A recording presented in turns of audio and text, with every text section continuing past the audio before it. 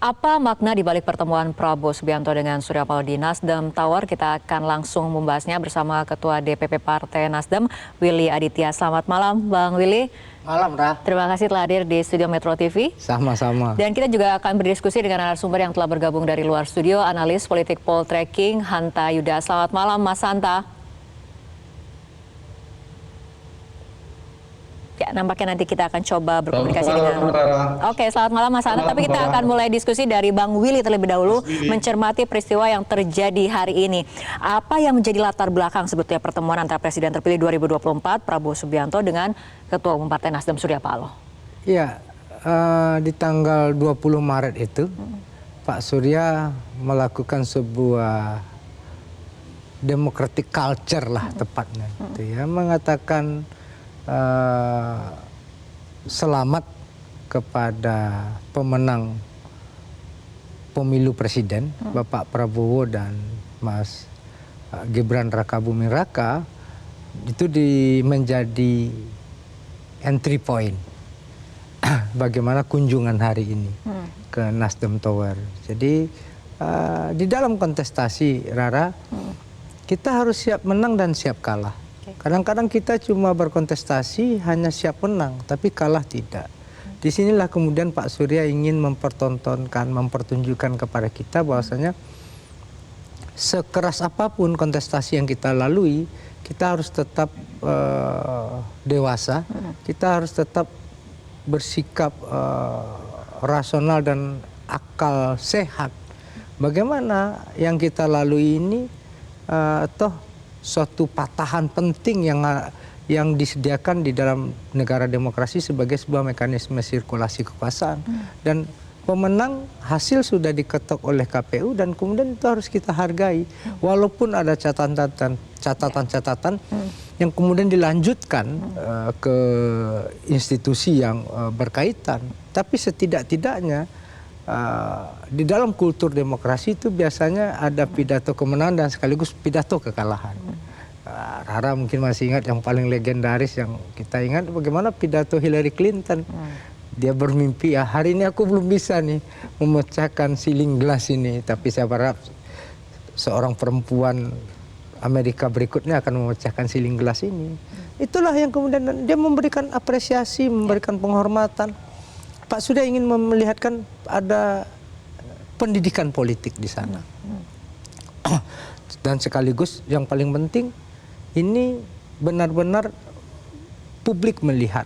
Pak Surya ingin benar-benar melihat, hei ayo kontestasi kita sudah selesai, pemilu kita sudah selesai, walaupun ada beberapa catatan-catatannya, tidak hanya masalah sengketa pemilu, tapi juga Nasdem melakukan proses bekerja sama sekarang dengan beberapa lembaga riset, akademisi dan lain sebagainya.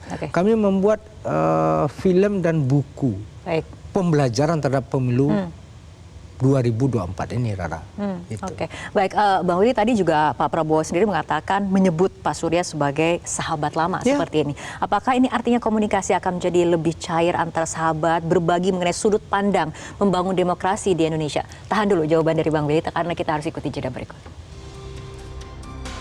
Pemirsa, diskusi kembali kami lanjutkan kembali ke Bang Willy mengenai pernyataan Pak Prabowo yang mengatakan Pak Surya Paloh sebagai sahabat lama. Ini artinya komunikasi akan lebih cair antar sahabat. Apakah kemudian juga akan berbagi sudut pandang yang sama dalam membangun demokrasi di Indonesia? Jadi politik itu dibagi dalam dua ranah. Pertama adalah low politik, yang kedua high politik. Low politik sudah kita lewati sebagai sebuah mekanisme kontestasi.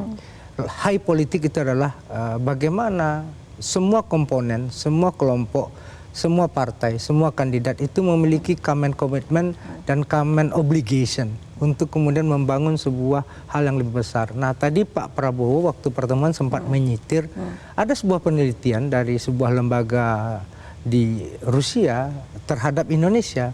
Indonesia memiliki syarat-syarat yang memadai, bahkan lebih dari cukup untuk menjadi negara besar.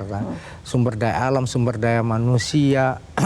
Apa problem utamanya? Problem utamanya adalah bagaimana friksi antara elitnya dan tidak ada kerja sama. Nah, ini yang kemudian mencerminkan bagaimana Indonesia merdeka itu memiliki background tidak hanya ideologi, tidak hanya agama, tidak hanya etnis, tapi bahasa saja berbeda. Nah, apa yang kemudian bisa mempersatukan mereka adalah dialog. Nah, itu yang kemudian kita mencerminkan itu musyawarah mufakat. Nah, tadi Pak Prabowo mengatakan bagaimana kita bisa duduk bersama untuk kepentingan negara dan bangsa. Jadi selama ini selalu diasosiasikan itu, oh ini cuma bagi-bagi kue gitu. Ini suatu politik yang rendahan ya. Jadi orang tidak melihat bagaimana apa yang dipertontonkan oleh Prabowo, oleh Surya Paloh itu adalah sebuah sacrifice menekan ego mereka untuk kemudian duduk bersama-sama untuk sebuah keadapan yang lebih besar gitu. Nah, Pak Surya sering ya, di dalam pidato-pidato beliau, di dalam kampanye-kampanye beliau, persatuan nasional itu di atas kepentingan kelompok golongan dan partai. Nah, itu dipertontonkan hari ini. Baik, jadi suatu hal yang benar-benar luar biasa. Jadi ini hebat, top marko top, dan ini menjadi catatan penting bagi kematangan proses berdemokrasi kita. Pertemuan yang dipertontonkan kepada publik seperti itu ya. Mas Hanta, apa pesan yang sampai kepada publik ketika kemudian publik melihat pertemuan yang dilakukan oleh Prabowo Subianto dengan Surya Paloh? Ya, pertama Rara, menurut saya pertemuannya singkat ya. Pertemuan singkat yang memiliki makna yang kuat. Sekaligus pertemuan yang memiliki bobot politik yang tinggi. Kenapa memiliki makna yang kuat? Satu, kalau kita bisa memaknai ini potret pesan politik yang positif yang dipertontonkan kepada publik. Jadi jangan bicara koalisi dulu. Ada dua tokoh yang berseberangan, posisi politiknya secara diametral, berkompetisi sangat sengit. Kemudian saling Pak Surya Paloh pada saat KPU mengumumkan itu mengucapkan selamat dan mengakui, tanda petik mengakui kekalahan sekaligus menerima hasil penetapan KPU pada saat itu. Karena bagi saya tidak mudah bagi seorang atau kelompok atau kubu politik untuk mengakui kekalahan sekaligus kemudian mengakui kemenangan lawan politik. Nah, ini ada semacam sikap politik positif, keteladanan yang dikirimkan kepada publik baik dari Pak Prabowo Subiantonya, karena kedua-duanya mempertontonkan cara berpolitik, berdemokrasi secara tadi pada saatnya mereka bertanding, bersaing, tapi di saat yang sama demi kepentingan bangsa, persatuan nasional juga bersanding. Poin pertamanya itu. Yang kedua, tentu pertemuan ini ada pertemuan dua tokoh politik yang tidak bisa dimaknai secara normatif bahwa tetapi juga ada indikasi ini signal awal adanya arah untuk membaca arah perubahan sikap politik Partai Nasdem. Jadi ada potensi pergeseran peta politik. Tetapi harus kita baca beda. Ini kan harus sudah bergeser dari politik elektoral menjadi politik kinerja yang semuanya sudah masuk pada era pemerintahan. Nah, di saat ini nanti saya kira sangat mungkin ada perubahan. Nah, cara membaca perubahannya tidak harus dalam makna negatif. Kedua-duanya punya keperluan. Dari sisi Pak Prabowo misalnya, dengan pertemuan ini, tentu ucapan Pak Surya Paloh sebelumnya Rara, ini memperkuat legitimasi politik presiden terpilihnya Pak Prabowo. Meskipun sudah ada secara hukum dari KPU, tapi dengan pengakuan dari Partai Nasdem yang berseberangan itu memperkuat semacam legitimasi politik. Dan ini bisa mendorong konsolidasi kekuatan koalisi. Nah, yang kedua, ada kebutuhan dari sisi Pak Prabowo yang baru 50-an% kekuatan di parlemen. Nah, ini diperlukan untuk menyukseskan proposal kebijakannya, untuk menyukseskan menunaikan janji-janji kampanyenya, maka diperlukan kebutuhan untuk menambah kekuatan di parlemen. Di saat yang sama, ada Partai Nasdem yang berpotensi untuk bergabung. Nah, ini saya pada poin terakhir ketiga, keperluan dalam sehatnya demokrasi.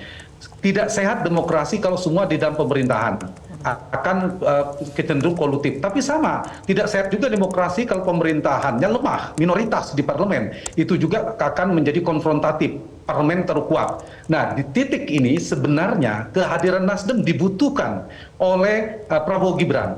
Dan Pro Gibran memang memerlukan Partai Nasdem untuk melengkapi menjadi 60%. Yang kita tidak setuju itu 90-100%. Di titik ini dalam konfigurasi demokrasi presidensial kita, saya pada posisi Nasdem diperlukan dan mendukung bergabung di pemerintahan. Yang tidak boleh itu kebesaran. Semua diajak, PD Perjuangan diajak, PKS diajak, PKB diajak, itu yang tidak sehat. Tapi kalau mengajak satu saja atau maksimal dua, itu sehat. Sedikit lagi yang kedua, catatan saya, bacaan saya ini memiliki bobot politik yang tinggi. Karena apa? Karena bertemunya dua tokoh politik kuat, kingmaker, pergerakan kingmaker itu penting. Sebelumnya Pak Surya ada pertemuan dengan Pak Jokowi, sekarang bertemu dengan Pak Prabowo. Dan kita tahu Pak Surya ada kingmaker utama di poros 01, veto player di Partai Nasdem. Sehingga kalau kita membaca pergerakan ini, maka kemungkinan pergerakan Partai Nasdem ini, poin saya, dia semacam game changer, sekaligus merubah peta politik, pergeseran peta politik. Dan ini saya kira menjadi titik awal konsolidasi kekuatan koalisi Prabowo Gibran dengan formula yang baru. Di saat yang sama, ini bisa menjadi titik awal melemahnya konsolidasi potensi oposisi, terpolarisasi menjadi semakin besar. Oke, langsung tanggapannya ke Bang Willy. Ya, Mas Hanta, terima kasih. Di dalam konferensi pers Pak Surya itu, Pak Surya menyitir dua hal ya. Yang pertama tentu sebagai kaum demokrat sejati dan kaum pergerakan. Demokrasi yang sehat dan demokrasi yang semakin matang membutuhkan check and balances ya. Dan tentu selama ini kita sering sekali melihat preferensi politik kita, kalau nggak koalisi, kalau nggak oposisi gitu. Nanti kita tidak punya preferensi yang lain. Nah, ini yang sedang kita exercise ya. Bagaimana kemudian proses ini, komitmen terhadap gerakan perubahan itu tetap terjaga ya. Itu yang kita sampaikan dalam konferensi pers tanggal 20 itu. Artinya apa? Hari ini adalah suatu proses berdemokrasi yang matang. Itu dulu yang paling penting. Bagaimana kemudian selama ini kan orang berkontestasi ini baperan gitu ya. Ini kan yang kemudian tidak mendidik publiknya. Jadi dan kemudian di kekuasaan juga sama, seolah-olah kalau sudah berbeda itu bermusuhan gitu. Hari ini kan tidak, kita lawan tanding di dalam kontestasi, tapi kita berteman gitu dalam membangun demokrasi ini. Nah, konteks ini adalah yang kemudian virtue seorang elit, seorang prince gitu ya, yang sering menjadi rujukan dalam textbook politik. Ini yang dipertontonkan hari ini secara praksis oleh Pak Surya Paloh dan Pak Prabowo. Yang kedua adalah bagaimana kemudian Kapmen komitmennya. Jadi ini bukan Pak Prabowo bukan presiden koalisi lagi, tapi Pak Prabowo itu presiden Indonesia. Nah, di sanalah kemudian Kapmen obligasi apa? Obligasi yang paling utama setelah ini bagaimana residu-residu dari pemilu.